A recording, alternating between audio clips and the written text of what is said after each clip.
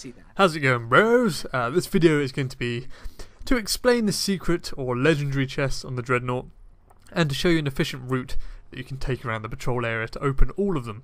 Some of them will require specific items to activate, which we'll cover. Others do not, but they can only be opened once weekly. We're going to be looking at how to obtain one of the random Hive chest keys, how to complete the Cabal Skyburner chest, how to open the Scent chest, and how to open the Death chest. Lastly, as a bonus, we'll look at the Agonarch chest. And if any of these are chests you haven't opened yet, they'll each give you a calcified fragment the first time you open them. So they're worth doing if you're looking to get a touch of malice. If you have opened them before, they'll still give you a pretty good bundle of loot. So, from your spawn on the Dreadnaught, you firstly want to obtain a Worm Feeder rune. The reason being it will transform into a key for a random Hive chest once you have charged it with 50 kills without dying. So we can charge this while we deal with the other chests. To obtain this rune, you need to kill an ogre called Agonarch, who will spawn outside of the crashed Cabal ship directly opposite to where you spawn. If you want to force him to spawn, you will need a Worm Singer rune and insert it at this point directly below your spawn point. Once he is dead, he will drop you the Worm Feeder rune that needs to be charged for the key. Forget about that for now, but bear in mind you should try not to die in order for that rune to stay charged. But right next to where Agonarch went down, you can step into the Cabal ship and using this console activate your Skyburners beacon. It's worth double checking your inventory to see if you have one of these. I didn't think I had one and it turned out I had two. If you don't have one, they drop randomly from Cabal Centurions, the Colossus that spawns periodically by the ship, or a Phalanx, all on the Dreadnaught.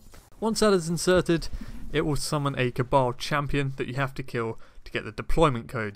Kill him and then you can carry on to the Mausoleum, where there is another Cabal ship section, accessible by jumping on some rubble, where you can use your newly acquired deployment codes.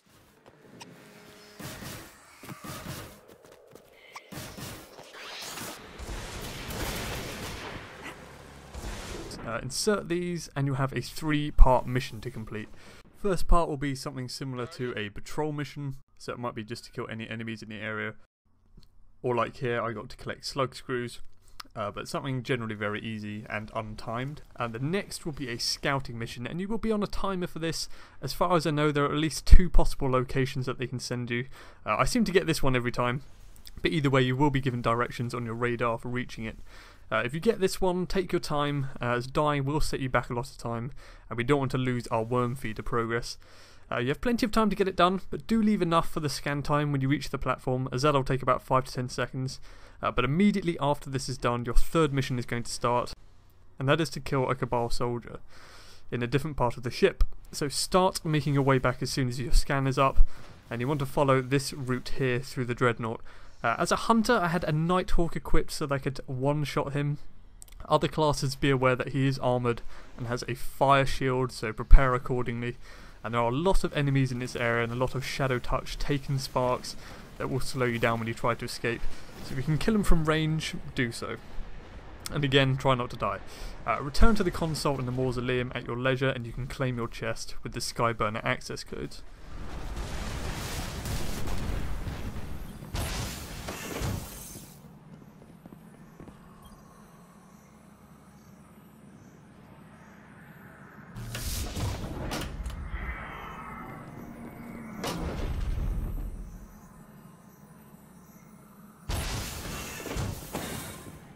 Next we're going to go to the Scent chest, which is in the same area in the Mausoleum.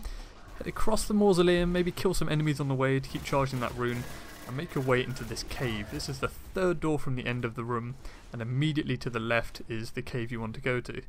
Sometimes there's a regular loot chest in here, and up top is both the chest of maggots, which your Worm Feeder rune may turn into later, and there's also a calcified fragment up there if you haven't already claimed it.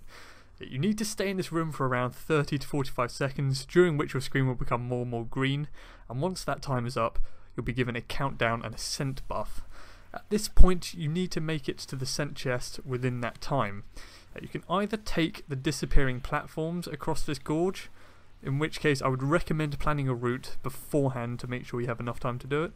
But if you're a confident jumper, then you can just run along this wall on the side and then up to the platform from here. When you get there, 3 blind thrall are going to spawn, and with the scent buff they won't be able to locate you. Don't shoot them.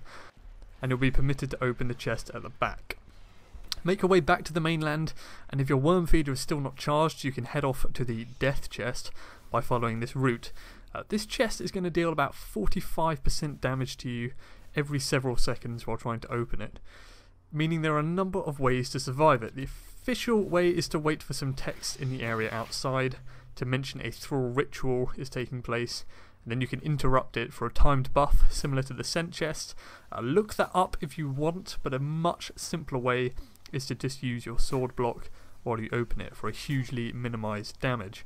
If you don't have a sword, Radiance as the Warlock spec'd into damage resistance will allow you to open it, and although I haven't tried it, I would assume Blade Dancer, maybe Hammer of Soul will get you there also. Make sure you have your perk spec'd into armour, but by far the easiest way is to get a sword and just to use that. Once that's done, finish charging your Worm Feeder rune if you still need to, and this will transform into one of the random keys. Depending on which one it is, I advise you look up for a guide of where to find it, unless you already know. I'll be showing you where to find the Zol chest in this video, because that's the one I got, but there are plenty of individual chest guides out there for you to use. That's it for your easier chests. The last one is the Agonarch chest. This is opened using a fully charged Agonarch rune. You can obtain an Agonarch rune as a random drop from taken enemies on the Dreadnaught, and you can add 1 charge to it per day by defeating taken mages. And I'll give you an example of how to get these taken mages here. You need to find one of these glowing orbs around the spawn point in the Dreadnaught. The taken will spawn, and after 3 waves a major will spawn along with them. Kill the major, and that will gain you 1 charge on your rune. To charge this more quickly, you can actually add 1 charge per character per day. So if you have more than 1 leveled character, you can transfer it over and do the same with them for another charge. I have heard a lot about Agonarch runes being very buggy, not charging, adding 2 charges at one time, but hopefully this will be more consistent in the future. But if you do obtain a fully charged one, follow this route from the spawn point, same route you took for the 3rd Skyburners step.